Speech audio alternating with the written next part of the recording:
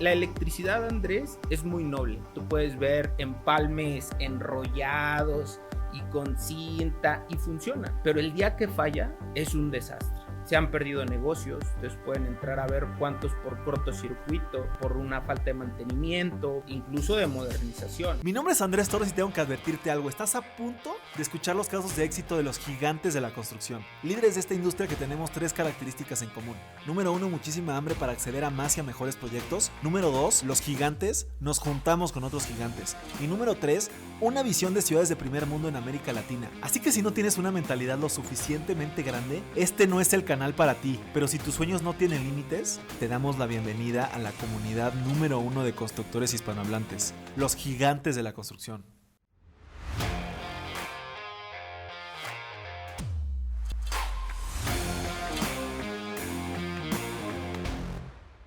Mis gigantes, bienvenidos a el podcast más importante de construcción hispanohablante. Hoy venimos de gala, venimos del Club de Banqueros y estoy aquí con mi buen amigo Edgar Almeda. Edgar, pues antes que nada, bienvenido a tu podcast. Muchas gracias, Andrés. Gracias por la invitación, es un honor estar aquí. Y bueno, para los que no conozcan a Edgar, Edgar es director general de Electrix. ¿Lo pronuncié bien, mi Edgar? Sí, es correcto. Y pues la idea es hoy un poquito adentrarnos al tema de obra eléctrica, de cómo funciona este sector. Justamente ahora hicimos un podcast, tenemos una versión del podcast que llamamos Entre Gigantes, que estamos lanzando noticias. Y una noticia reciente que vi es que había bajado bastante en los últimos años el tema de obra eléctrica por el tema de la reforma energética que quería hacer el presidente. Entonces, como que las empresas extranjeras bajaron muchísimo la inversión. No sé si CFE también bajó mucho la inversión en obra y que el sector eléctrico ha sido el más rezagado en los últimos años. ¿Tú crees que eso sea así? Fíjate, Andrés, que aquí hay mucha confusión cuando hablan del sector eléctrico, porque mucho tiene que ver con generación, transmisión y distribución. Se vio afectada el sector eléctrico por más temas de la construcción. En temas de generación totalmente se vio afectado por el tema de la reforma energética. La parte de distribución, que son los nuevos usuarios, los nuevos edificios, los nuevos comercios. Por eso la parte de la distribución se vio afectada. La construcción, pues como tú sabes, tuvo una baja en el tema de la construcción, y ahorita que está repuntando nuevamente, el sector eléctrico va muy, muy, muy de la mano de la construcción. Entonces, esa parte, creo que ahorita la parte de la distribución está repuntando. Es una parte que no se toca en la reforma energética. Está por ahí estipulado que la distribución sigue siendo parte de Comisión Federal de Electricidad, y nosotros, o todos los constructores de obra eléctrica, trabajamos y entregamos las instalaciones, ¿no? Hay 2 rubros: donde tu instalación es particular o donde cedes las instalaciones a CFE para que las opere. Ok, qué interesante. Pero bueno, antes de adentrarnos más al tema, como te decía, pues tenemos un tema cronológico, pasado, presente y futuro. Y para entrar en el tema del pasado, platícame un poquito cómo ha sido tu trayectoria profesional. Entiendo que estuviste tú directamente trabajando en CFE. Platícanos cómo arrancaste en este sector de la construcción y de la obra eléctrica. Sí, fíjate, Andrés, que una de las cosas como más difíciles para los jóvenes es poder tomar la decisión de qué estudiar, ¿no? Entonces, creo que la mayor referencia para poder estudiar lo que estoy estudiando fue mi padre, que es el ingeniero eléctrico, y él se desarrolló en el tema de todos los motores industriales. Entonces, yo, en la indecisión de qué querer estudiar, dije, bueno, pues me llama un poco la atención, y me dediqué a la parte de ingeniería eléctrica. Estudié en la Universidad Autónoma de Guadalajara. Soy de la ciudad de Guadalajara. De ahí realizo las prácticas con un contratista de obra eléctrica en alta tensión en la ciudad de Guadalajara, y por ahí comienza como mi trayectoria, ¿no? Y hago exámenes para entrar a Comisión Federal de Electricidad. Ya estaba en la ciudad de Guadalajara, y de ahí se viene todo lo que el deceso de Luz y Fuerza, ¿no? O sea, cuando Luz y Fuerza desaparece, Te pasó como el lobo de Wall Street, que en su primer día casi fue el error de diciembre, o este tema que le pasó en la película, ¿no? Bueno, Sí. en realidad, pues, pero... Sí. Sí, prácticamente que cuando se viene el decreto de luz y fuerza, toda la CFE de alrededor, porque aquí en la Ciudad de México, quien comandaba la distribución y la comercialización era Luz y Fuerza del Centro. Cuando se viene el decreto, mandan mucho apoyo de toda la República de CFE para poder operar las redes. Entonces ahí me mandan de la ciudad de Guadalajara a la Ciudad de México y aquí comienzo a trabajar, ¿no? Comienzo a trabajar en el área específicamente de construcción y planeación. Ya, y platícame, en el tema eléctrico, no sé si tuviste duda de entrar, por ejemplo, antes en la carrera de electromecánica o algo así, que creo que son como carreras muy afines, o por qué ingeniería eléctrica y no electromecánica o alguna otra carrera. Y platícame, digo, ya te fuiste directo a CFE, pero platícame si tenías algún sueño, algo que tú dijeras, esto es lo que quiero hacer dentro de la industria de la construcción, industria eléctrica, industria de los motores. ¿Tenías algo que te llamaba la atención en aquellas épocas en las que tú salías de la carrera? Sí, fíjate que hay cosas que no aprendí en la carrera. Yo creo que como muchos, no tenía la visión de que era un contratista, ¿no? Yo tenía, yo pensaba que toda la construcción de obra eléctrica la hacía CFE.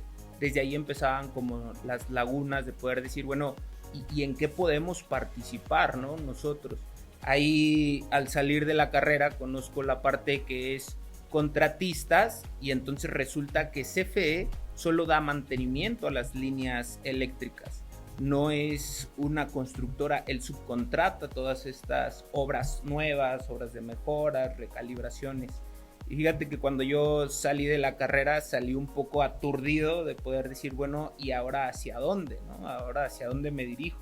Y creo que lo principal fue comenzar a aprender, ¿no? Aprender realmente desde campo, empezar a ver de qué se trataba un poste, de qué se trataba. Traía la teoría de lo que eran los voltajes, de lo que era la resistencia, toda esa teoría, cómo se aterrizaba en la realidad, qué era lo que realmente conducía la energía eléctrica, más que verlo en un pintarrón de un circuito cerrado, cómo iba la transmisión, cómo se construía. Y ahí empecé a encontrar las normas de CFE, ¿no? Para construir desde transmisión, distribución y generación.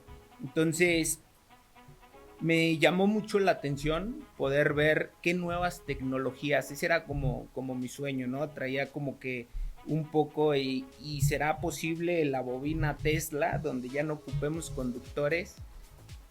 Hice algunas investigaciones, es algo que está muy adelante, que puede ser real, y eso me llevó al camino de la distribución, ¿no? O sea, de poder distribuir la energía eléctrica. Lo interesante que era llevar la energía desde la generación hasta los hogares de cada una de las familias.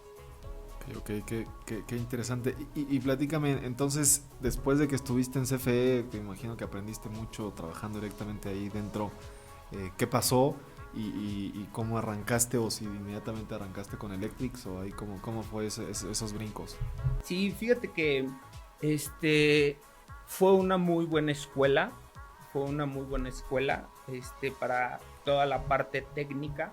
Hay un momento en el que ya hay una espinita, ¿no, Andrés? Hay una espinita que te dice, pues inténtalo, ¿no? O sea, sé que lo puedes lograr, es una sensación de poder decir, bueno, creo que yo puedo hacerlo, ¿no? Entonces decido dar mi separación de Comisión Federal, y empiezo a formar Electrix, empiezo a buscar cómo ayudar a los clientes, ¿no? Cómo asesorarlos, cómo ayudarles a construir de mejor manera.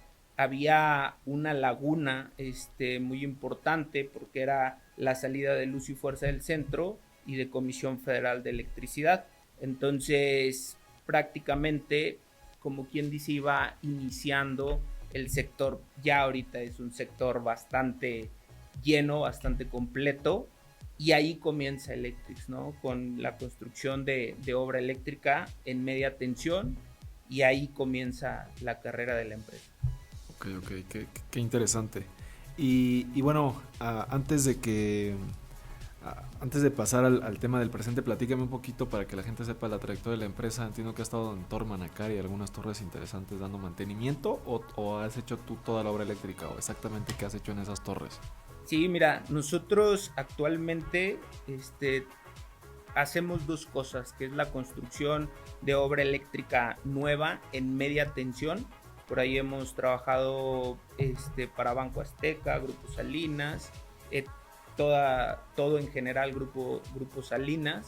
Y en el tema de mantenimiento hemos hecho el mantenimiento a Torre Manacar, New York Life, Mapfre. Son torres que le dan mucha importancia al mantenimiento, ¿no? O sea, de repente la gente no se da cuenta que ciertas instalaciones que tienen los edificios y fábricas no corresponden a Comisión Federal de Electricidad, sino corresponden al propio usuario. Al no tener esta noción ellos de que esto depende de ellos, dan por hecho de que el día que se les vaya la energía eléctrica, va a tener que venir CFE a restablecer, y eso no es real, ¿no? Sobre todo en la media tensión hay las acometidas, el cable XLP que alimenta los transformadores, todo eso tiene que ser mantenimiento del cliente. Entonces, esta parte del mantenimiento, nosotros platicábamos por ahí con algunos clientes y nos comentaban, es que no sabes la cantidad de dinero que yo podría perder por un minuto que no tenga el servicio de energía eléctrica. Y una analogía que nosotros hacemos es, la energía eléctrica es tan importante, pero que a la vez no le damos la importancia adecuada, y espero no suene redundante, pero tú llegas a tu casa, prendes la luz y qué satisfacción de tener la energía. Y el problema es cuando llegas, intentas prender la luz y no está, ¿no? Entonces es algo tan cotidiano y tan común que después dejamos de lado. Las empresas a veces no ven la importancia o lo que podrían dejar de vender, ¿no? Una maquiladora, precisamente una torre donde tiene ciertos comercios, y la gente no está, los clientes no en su mayoría, algunos no están acostumbrados a dar este mantenimiento y voltear a ver sus instalaciones, ¿no? Ya, me gusta, sí, creo que siempre tener el mantenimiento preventivo justamente para que no te quedes sin luz o tengas algún problema. Y bueno, entrando ya un poquito más al tema del presente, ¿qué tan real es este tema de que los trámites ante CFE son muy engorrosos, son muy complicados? Inclusive hasta podrías decirle corruptos. O sea, ¿qué mitos y realidades hay en este tema de la tramitología de CFE? O sea, mi pregunta concreta sería, si tú tienes tus papeles completos, ¿el trámite es muy engorroso de todas maneras? Mira, Andrés, quisiera decirte que no es engorroso, pero yo creo que todos tus radioescucha han intentado hacer un trámite en CFE hasta para revisar su recibo, y es complicado, ¿no? Entonces, uno de los factores importantes de por qué es complicado es porque las personas que acuden a lo mejor no tienen la experiencia. Sé que hay muchas vertientes y me gustaría explicarlo un poco en un trámite de media tensión, por ejemplo, ¿no? Si el contratista o la persona que se acerca a CFE no tiene la experiencia de las normas, de los procedimientos, de cómo se debe de entregar, cuáles son los sistemas, incluso, Andrés, que no estén dados de alta en los sistemas de CFE, eso vuelve complicado los trámites, ¿no? Hay unos tiempos de atención que te da Comisión Federal, hay unos tiempos que tú tienes que cumplir y los formatos que tienes que enviar. Ahora, en mi punto particular, creo que esto es sumamente importante. Al tener toda la experiencia de cómo se hacen estos trámites ante Comisión Federal, eso va a ayudar a que CFE les ayude aún más, ¿no? O sea, por ahí veíamos, si llevas un plano que no está bajo las normas, es cuando se empieza a tener en repetidas ocasiones una revisión de proyecto, 2 revisiones de proyecto, 3 revisiones de proyecto. Entonces creo que es digo, como en todos los trámites, es un poco de seguimiento, porque aquí me gustaría aclarar que hay una verdad, ¿no? O sea, no siempre el retraso es de CFE, ¿no? Por lo regular, con algunos clientes que nos acercamos, nos dicen, oye, es que mi contratista me dice que CFE está tratado. No siempre, no siempre. A veces la constructora o el encargado de hacer estos trámites dejó de hacer algo, ¿no? Por una falta de experiencia, porque el proyecto no salió bajo norma, porque no conoce el procedimiento, porque no conoce la ley de cuándo y cómo se puede hacer. Ya. Sí, fíjate que yo, honestamente, nosotros en IMSA te platicaba que, aunque hemos hecho algunos proyectos eléctricos, como contratistas normalmente no nos piden hacer la tramitología, o sea, no nos corresponde. Inclusive las libranzas pues las tienen que tramitar ellos. O sea, una libranza con CFE, por ejemplo, pues el que tiene que pagar es el usuario, no puede pagar el contratista. Ese tipo de cosas, pues no tengo yo mucha experiencia. La única experiencia que tengo, por ejemplo, que tenemos unos departamentos en Querétaro que no se rentaron un tiempo y ahorita que los rentamos, para mí sí fue muy fácil hablar y que me volvieran a conectar la luz. O sea, al día siguiente ya estaban ahí y la luz estaba conectada al día siguiente. O sea, hay algunos trámites que yo entendería que son más sencillos que otros. Y sí hubo una persona por teléfono, eso está curioso porque también depende de quién te atiende en CFE. Sí, es correcto. Porque una persona me pidió que le tenía que mandar, bueno, el voltaje, el calibre de los cables, la distancia del medidor a no sé dónde. Y la otra persona, o sea, le dije, señorita, ¿cómo crees? O sea, yo hice este trámite hace un mes, porque tengo 3 departamentos, y no me pidió nada de eso. Y me dice, no, pues si quieres, cuelgas, vuelves a marcar, y te contesta otra persona, sí, y te lo conectan al siguiente día. Lo cual me parece, pues bastante poco profesional, ¿no? No sé qué tanto dependa de eso, y también de con quién te estés asesorando, ¿no? Totalmente. O sea, ¿qué opinas tú del tema de los gestores o estas personas que terminan haciendo ese tipo de tramitologías y que pues son intermediarios y que nunca sabes qué pueden hacer o qué pueden decir, ¿no? Sí, fíjate que en el sector hay mucho de estas personas, ¿no? Yo ahí, Andrés, me gustaría hacer como una recomendación, ¿no? Para todos tus radioescuchas, es que cuando vayan a contratar alguna persona que les va a ayudar con un trámite, hablando específica en media tensión, pues se asesoren primero de que sea un ingeniero eléctrico o carrera afín. ¿Esto por qué lo digo? Porque tiene que entregar un proyecto firmado. Da la situación que a lo mejor uno es el gestor, otro es el que proyecta, otro es el que firma, y eso no le da certeza al constructor, ¿no? Saber que el ingeniero que firmó el plano... ¿Y quién puede firmar? ¿Cualquier ingeniero eléctrico con cédula? Es correcto. Okay. O carrera afín, lo marca así el reglamento. O sea, un electromecánico también puede firmar. Un electromecánico lo puede firmar. Ya, ok. Entonces, eso sería como que la primera entrada para poderle dar certeza a quien pueda contratar a esta persona, ¿no? Oye, ingeniero eléctrico, con su cédula, y que tú te asegures, Andrés, que él sea el que te va a hacer el trámite, ¿no? Quien firme el proyecto. Ante algún tema con el proyecto, quien tienes firmado, él es la persona que te va a responder. Ahora, hay otras como cosas, ¿no? Comisión Federal tiene digamos así, un sistema para poder hacer los trámites donde te avala como proyectista y te avala como constructor. Entonces, al tener esos registros, tú te estás asegurando de 2 cosas. Uno, que conoce que sabe que las normas marcan que tiene que firmarle un ingeniero eléctrico, y la otra es de que por lo menos conoce el sistema. No te puedo asegurar que lo ha hecho. Para eso puedes pedir referencias de, oye, ¿qué proyectos has hecho? Pero con documentos antes, ¿no? Por lo regular, esto es lo que yo le recomiendo mucho a las personas cuando van a contratar a alguien. Oye, revisa los documentos, ¿no? Los documentos de obras anteriores, la aprobación de proyecto, después del proyecto si hubo un rechazo, todo está documentado, todo es un va y viene de oficios, de trámites, donde yo entrego a Comisión Federal y él me responde de alguna manera, ¿no?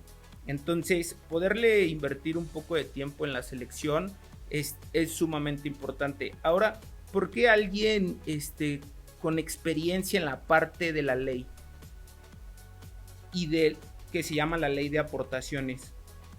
Muchos desarrolladores proyectan todos sus edificios y estiman la carga demasiado alta.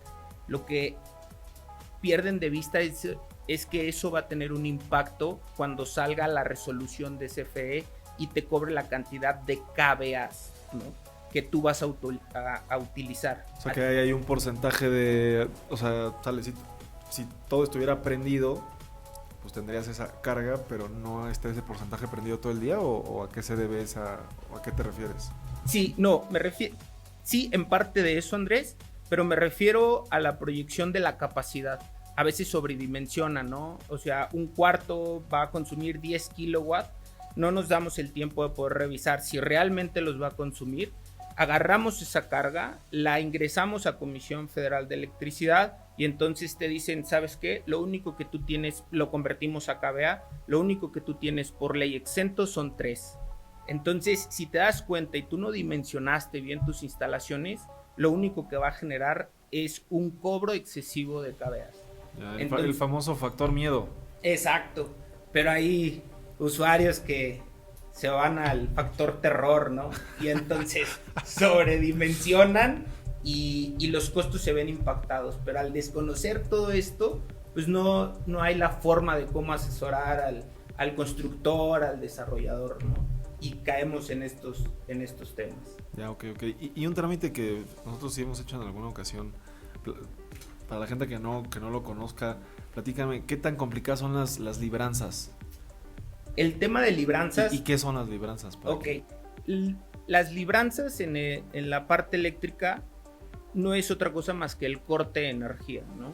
O sea, si tú quieres dar mantenimiento a un transformador particular que está alimentado de la red de Comisión Federal, necesitas liberar o librar tu transformador de la energía eléctrica para que puedas darle mantenimiento. Estas libranzas, incluso Comisión Federal tiene vía internet, lo puedes hacer en un centro de atención a clientes o directamente en un departamento que se llama planeación de CFE.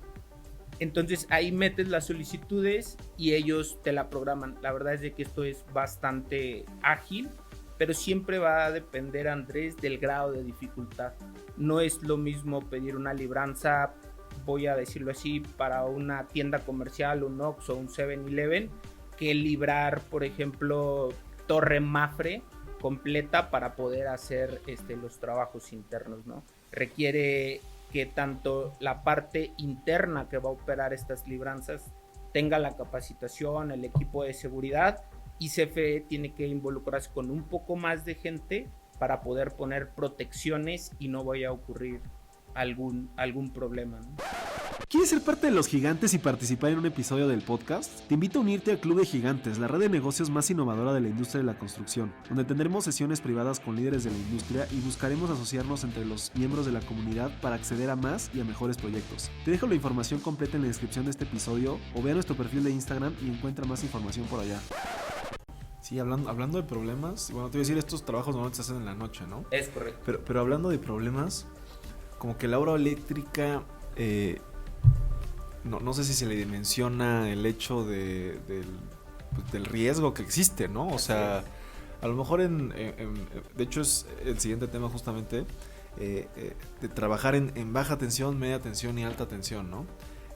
Platícame si tú también trabajas en alta, o eso sí lo hace mucho CFE, o también tienen contratistas, o si tú haces alta tensión. Pero inclusive en media tensión, pues también me gustaría que nos platicaras un poco de qué tan riesgoso es ese tipo de trabajos, ¿no? Que como dice por ahí, que te quedes pegado, ¿no? Yo creo que sí, ya en esos... Para no meterme, fíjate, Andrés, en temas muy técnicos de voltaje, pongamos que la baja tensión pues es la luz que tienes en tu casa. La media tensión son los postes que están en la calle, son las 3 líneas, que mucha gente los confunde con la alta tensión, pero realmente la alta tensión pues, son todas esas torres que te encuentras. Torres gigantes. Las torres gigantes que están en las carreteras, ¿no? Que algunas llaman cara de gato y algunas torrecillas o postes troncocónicos. Fíjate que la parte, podría decir, más laboriosa es la baja tensión. Tiene más elementos, contactos, 3 focos, 5 focos. Entre más va aumentando la tensión, evidentemente es más riesgo, pero es más simple, ¿no? La media tensión podemos decir que es el cableado y un transformador. Y en la alta tensión de igual manera, ¿no? Una subestación muy grande con muchos elementos de protecciones y demás. Y ahí es un poco más simple. La construcción es totalmente diferente, ¿no? Evidentemente, parar una línea de alta tensión es complicado. El trabajo en alta tensión, podría decirlo yo, que es muy seguro porque no se energiza hasta que las cosas no estén terminadas. Hay un sinfín de cosas que me podría desviar, pero hablando de una construcción nueva, para no desviarnos si son mantenimientos o cosas por el estilo, en una construcción nueva, hasta que no esté completamente segura la subestación o la alta tensión, con protocolos de libranza, con tiempos, con detección de potencial, muchas medidas de seguridad alrededor de la alta tensión, al igual que de la media tensión. Y lo digo porque en baja tensión hasta incluso pues he visto personas que le bajan al switch o le ponen al fusible un cablecito para que ahí sobreviva, o lo tienen empalmado con cinta o cosas por el estilo, ¿no? Eso no te quita de un susto, pero la verdad es de que sí es peligrosa. Son 23,000 volts. Tomen en cuenta que en su casa ustedes tienen 110, 220 con lo que cargan su celular.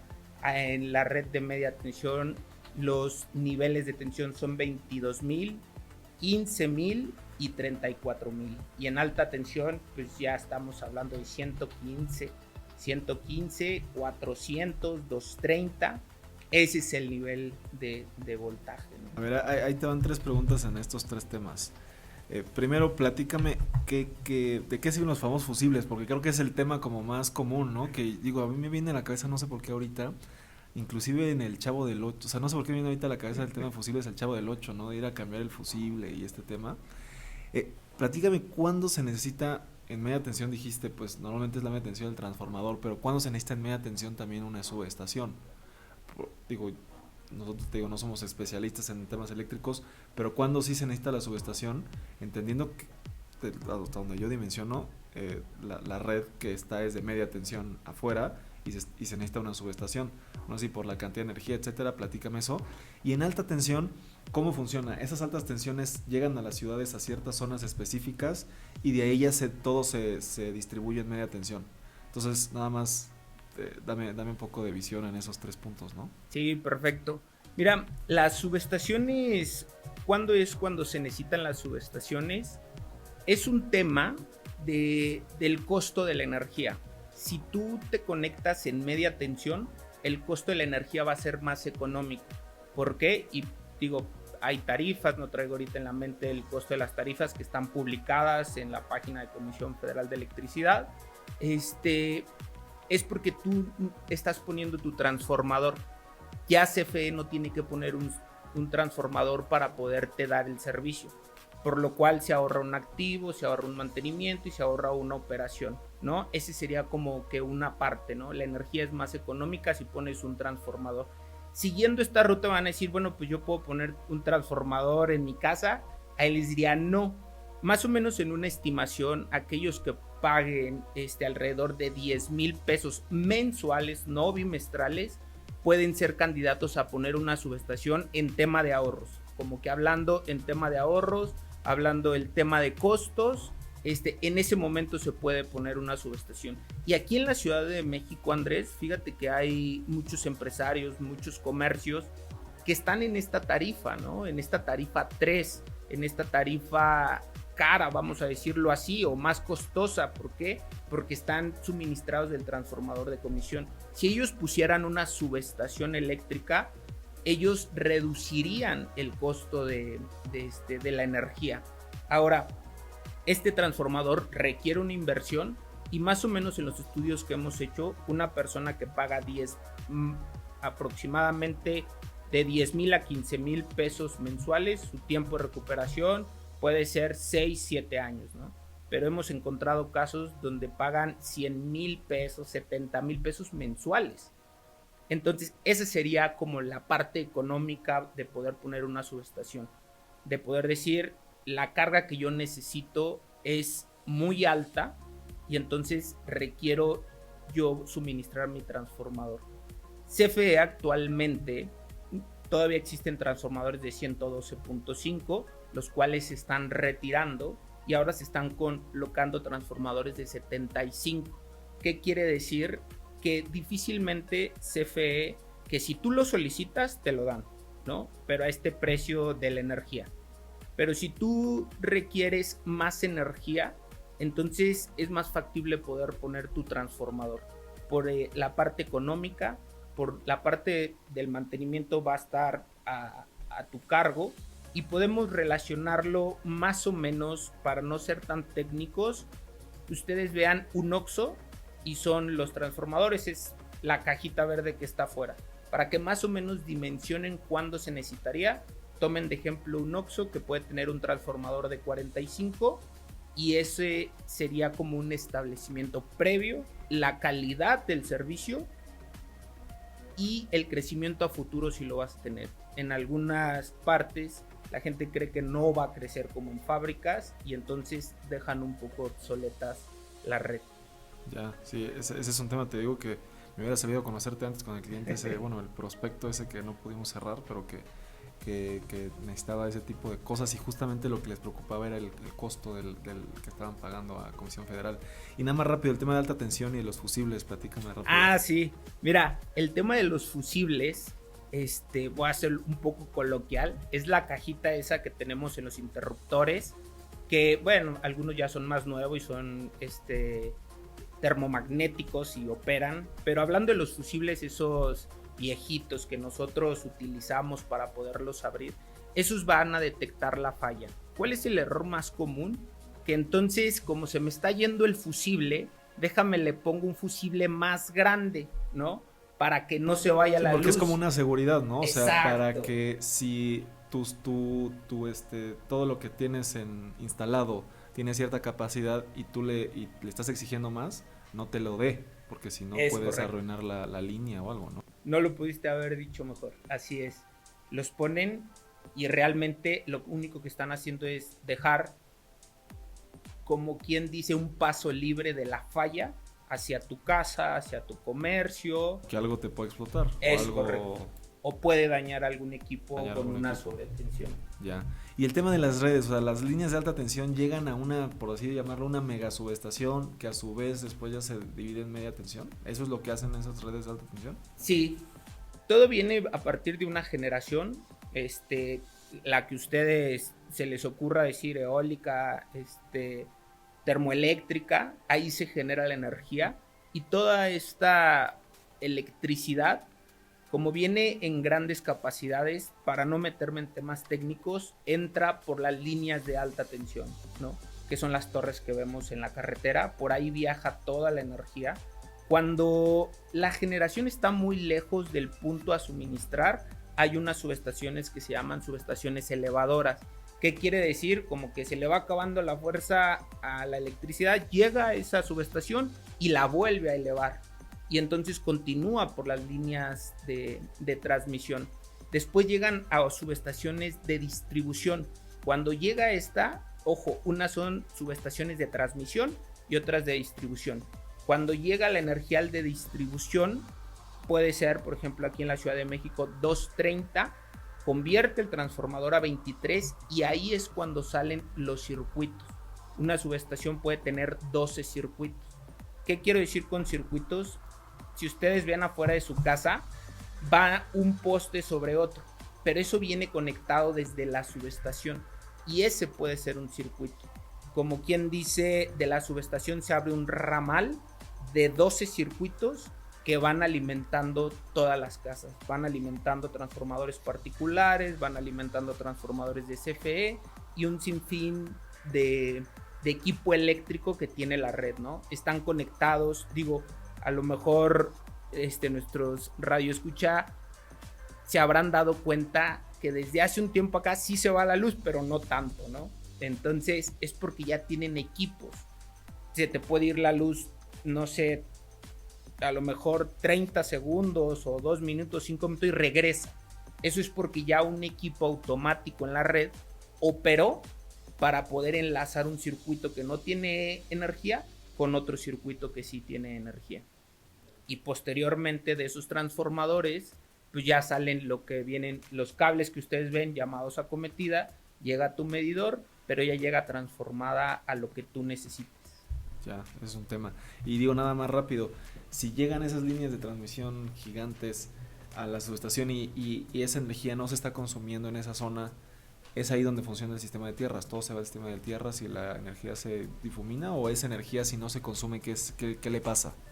El sistema de tierra es un tema más de, digo, para no ser tan técnico, ante una falla tiene que buscar un modo de salida, ¿no?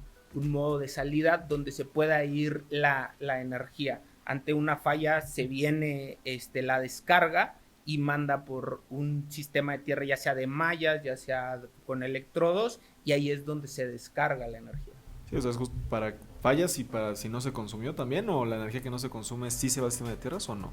No, la energía que realmente no se consume se queda, que es muy, muy raro que no se consuma, se queda en los devanados de los transformadores o en las pérdidas técnicas, quiere decir en el cableado, en el calentamiento, en los devanados de los transformadores de distribución, en los transformadores de potencia también.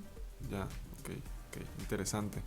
Y bueno, otro tema que fíjate que a nosotros también como contratistas muchas veces nos piden en temas de edificación, etcétera, es este término de las famosas UBIEs. Bueno, me interesa saber si tú ofreces el servicio de UBIE y que le platiques a la audiencia exactamente qué es una UBIE y cómo funciona. Sí, nosotros también ofrecemos ese servicio y fíjate, Andrés, que ese es un tema importante, que es la unidad verificadora de instalaciones eléctricas. Digámoslo así, es un perito de las instalaciones eléctricas. Ellos se van a encargar de que cuando tú termines, aquí vamos a dividir lo que supervisa CFE y lo que supervisa la unidad verificadora de instalaciones eléctricas. Tiene muchas ramas, pero nos vamos a enfocar en un comercio, ¿no? Porque también dentro de las especificaciones de la OBIE dice dónde aplica, donde exista concentración de personas, es una lista más o menos enorme. Si nos enfocamos en un comercio que tiene una subestación, CFE va a revisar la parte exterior, la parte de media tensión, pero del medidor hacia atrás, lo que dice CFE es: a mí, ¿quién me asegura que tu instalación interna esté bien? Y por eso se pide esta unidad verificadora de instalaciones eléctricas, que es un verificador que va y revisa, Andrés, todas tus instalaciones. Y entonces dice, ¿sabes qué? Sí cumples. Es como el DRO de las estructuras. Es correcto, es como el DRO. Y aquí me gustaría puntualizar algo. Fíjate que más bien yo creo que a tema de consejo, porque lo he visto mucho, de repente el cliente se queja mucho de las UBIEs, ¿no? Oye, pero es que me hizo tantas observaciones. Yo mi recomendación sería, es que quien te está construyendo debería de conocer la NOM 001 de instalaciones eléctricas, y que todas las quejas de la UBIE podrías voltear con tu contratista de obra eléctrica y decirle por qué esto está mal, porque al final de cuentas hay cambios y esta norma lo único que asegura es la seguridad. Y ahí te va, no es lo mismo como con un DRO, que más bien se recomienda que el DRO, en este caso lo UBIE, esté desde el proceso del proyecto, porque a lo mejor puede haber algún temita que podría ser culpa o no culpa del contratista, y que a lo mejor lo UBIE lo identifique desde antes, ¿no? Eso se recomienda, ¿no? Que el UBIE esté durante el proceso de construcción, ¿o no? ¿O llega al final siempre? Puede hacer las visitas que ustedes quieran, puede hacer una UBIE. Creo que la forma, como obviamente esto incrementa el costo. La unidad verificadora te va a cobrar por cada vez que él vaya a supervisar. Por eso, por lo regular, te incluyen 2 o 3 supervisiones. Una puede ser a la mitad, otra puede ser al finalizar, y después de que finalizó te hace las observaciones y regresa a verificar que realmente hubiese realizado las observaciones. No es muy común que la unidad verificadora esté desde siempre. Más bien ahí lo que yo apuntaría es que quien les construya realmente conozca de la NOM 001 para que al final no tengan esto. Y puntualizar otra cosa, André. El cliente, en vez de decir, sí, ya danos el documento, que se ponga del lado de la UBIE, porque la UBIE está viendo por sus intereses. Si la UBIE detecta algo, la electricidad, Andrés, es muy noble, ¿no? O sea, tú puedes ver empalmes enrollados y con cinta y funcionan, pero el día que falla es un desastre, ¿no?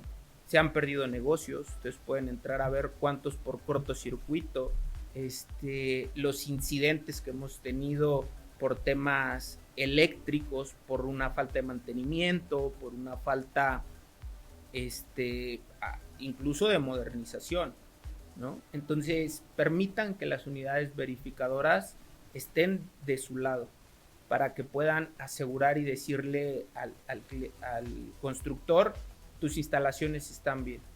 Y bueno, la quinta pregunta, entrando al tema de futuro, mi querido Edgar, entiendo que bueno, ya emprendiste, ya estás haciendo temas interesantes en obra eléctrica, Torre Manacar, etcétera. ¿Qué sigue para ti en lo personal, profesional, y para tu empresa? ¿Qué estás vislumbrando? ¿Qué planes tienes? Fíjate, Andrés, que ahorita una de las cosas más importantes que hemos descubierto que nos va a llevar a un segundo nivel es la institucionalización, ¿no?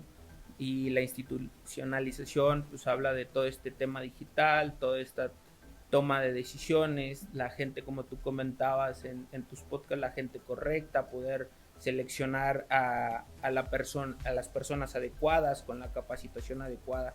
Dicen que la gente es el factor más importante siempre y cuando esté en el lugar adecuado, con la capacitación adecuada y las actividades como muy claras. Y en el tema general de la empresa es poder expandirnos un poco más y formar parte también de la construcción de alta tensión, ¿no? Ahorita hacemos mantenimientos en alta tensión, pero el futuro un poco más adelante va a ser comenzar la construcción en alta tensión. Ok, me gusta. Y este tema de institucionalización, ¿lo has visto mucho en el IPADE y este tipo de cursos que estás, me imagino? Sí, es correcto. Lo he visto mucho en el IPADE y por ahí en una podemos decir que es una institución que se llama Board Media. Entonces ahí es donde he visto cómo llegar a la institucionalización, ¿no? O sea, cómo llevar la empresa a un segundo nivel y, como lo diría por ahí a Armando Domínguez, dejar de ser un changarro, ¿no? Porque el changarro es donde yo opero, pero la gente no toma decisiones, pero yo les digo todo lo que tienen que hacer y entonces ya no hay una empresa, ¿no? Sino hay un changarro. ¿Y quién es Edgar Domínguez? Armando Domínguez. Tiene un podcast que se llama La calidad de vida del director general. Ah, no, entonces no lo vayan a... No, pues quédense aquí en el podcast. Okay. No, perfecto. No, ¿cómo crees? Borren esa parte, por favor. No, ¿cómo crees? No, acá decimos que los gigantes nos juntamos con otros gigantes, no, al contrario, no. Era broma, mi querido Edgar. No, pues está interesante. Y esta persona es la de Board Media. Sí, él es el director. Su empresa general. es Board Media. Así es. Ok. Sí, porque como que no lo había relacionado bien. Sí. No, está buenísimo. Qué interesante. Y pues te deseamos mucho éxito en esos temas, en el tema de alta, en la institución. Creo que todos estamos buscando institucionalización. Hay gente que a lo mejor no sabe qué es institucionalización, pero lo está buscando, ¿no? Y esa es justamente la respuesta a muchos temas. Yo también estoy buscando ese tema en la empresa.